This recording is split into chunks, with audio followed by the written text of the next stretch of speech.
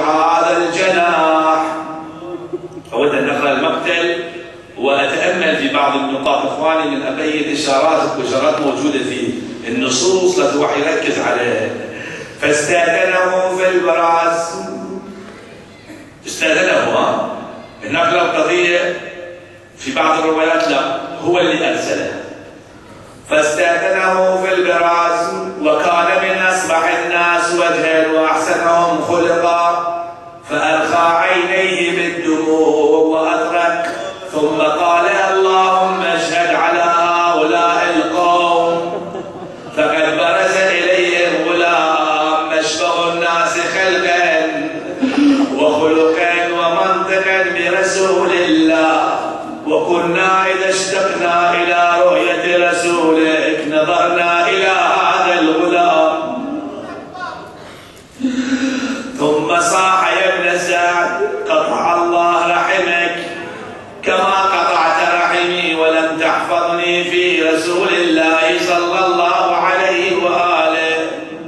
هاي الكلمة والآية القرآنية إن الله اصطفى آدم ونوح وآل عمران وآل إبراهيم وآل عمران على العالمين. فهم علي الأكبر بأن أباه قد أذن له، فلما فهم علي الإثم من أبيه شد على القوم وهو يقول أنا علي بن الحسين بن علي أكرم وأنعم، نحن وبيت الله أولى بالنبي، أضربكم بالسيف وحامي عن أبي ضرب غلام هاشمي علوي. ثم يقول تالله يبقى هنا تالله لا يحكم فينا ابن الدعي، ذهب قتل قتالا شديدا ثم رجع إلى أبيه نادى يا أبي العطش قد قتلني وثقل الحديد قد أجهدني، فهل إلى شربة أتقوى بها. في أحد الشعراء أيضا يقول هذا هو سعد الشيرازي عند بيت شعر عظيم يقول عن لسان الإمام الحسين سلام الله عليه، يقول الناس يتكلمون عن خروج الروح من البدن، شلون الروح يخرج من البدن؟ كل واحد يقول صعد، واحد يقول كذا، واحد يقول كذا، واحد يقول والله اللي ماتوا ما رجعوا حتى نسألهم. الإمام الحسين يقول لا تسألون أحد، اسألوني أنا الوحيد اللي أعرف كيف خرج روحي من بدني عندما أرسلت ابني علي الأكبر إلى الميدان. أنا أشرح لكم شلون خرج الروح من البدن. فبكى الحسين عليه السلام وقال وغوثاه أن لي الماء ارجع إلى القوم، سوف يسقيك جدك رسول الله بكأس الأوفى شربة لا تظمأ بعدها أبدا. فرجع إلى القتال وهو يقول الحرب قد بانت لها الحقائق وظهرت من بعدها مصادق، والله رب العرش لا نفارق جموعكم أو تهمة البوارق، فلم يزل يقاتل حتى قتل تمام المائتين. ابن رسول الله نعم يده يد إلهية، والله ما قلعت باب خيبر بقوة جسدانية يا ابن علي، ولكن بروح بدون الله مستطيع. قال أبو الفرج قال حميد بن مسلم الأزدي كنت واقفا وبجنبي مرة بن مرقد وعلي بن الحسين، تصور الموقف، يشد على القوم يمنة ويسرى فيهزمهم، فقال مر علي آثام العرب إن مر بي هذا الغلام لأثكلن به أباه. قلت لا تقل يكفيك هؤلاء الذين احتوشوه، قال لا أفعلن. يقول ومر بنا على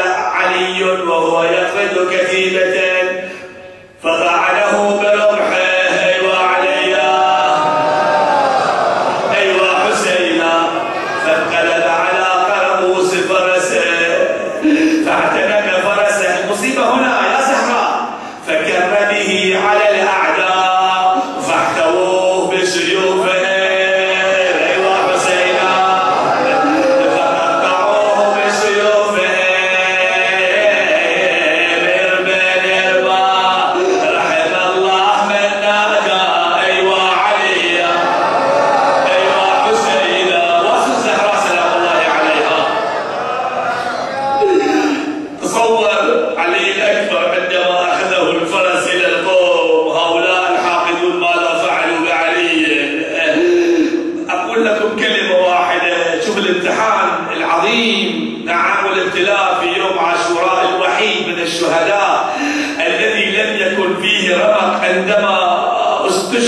فقط هو علي الأكبر، يعني عندما جاء للحسين لم يكن فيه رمق فسقط من أعلى فرسه.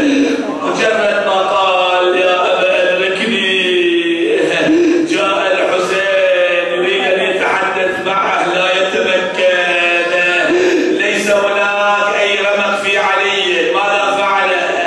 وضع خده على خده. أيوا حسينا، هاي مصيبة عظيمة يا زهراء. وضع خده على خده ونادى يا علي على الدنيا بعدك العفو. قتل الله قوما قتلوك. قاعد عنده وصفق راحل. علي راح، علي راح شافه والنبل شافه. علي راح نادى حسين مصيبة عظمى هنا، لا أتحمل سيدتي فاطمة هذه المصيبة، خصوصا بين السادة، عمة السادات زينب سلام الله عليها. نادى حسين يا زينب. علي راح، علي راح يا اختي ضمت الدنيا علي، يا اختي ضمت الدنيا علي.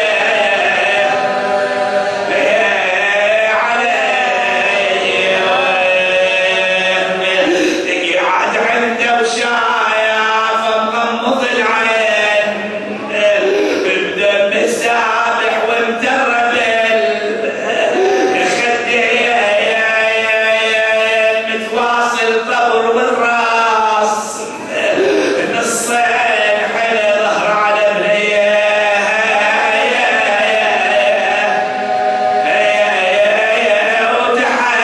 وتحسن. سعد الله قلبك يا ابو عبد الله. يا ابو يقول منه الشرق راسك، يا نور العين من خمد انفاسك، يا عقلي من سلب درعك وراسك يا روحي ليش اشوف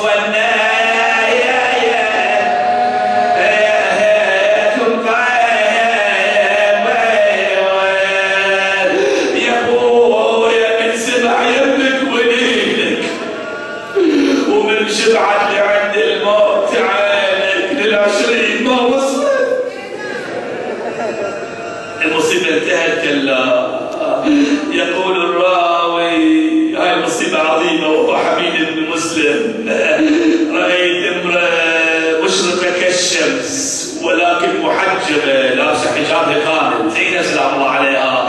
رأيتها ظهرت من الخيمة وهي تصرخ وتقول وولدا وعليا.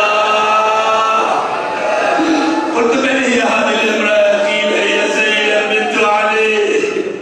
هنا قال الحسين يا فتيان بني هاشم هلموا واحملوا اخاكم الى الخيام. يا كوكب ما كان اقصر عمري وكذا تكون كواكب.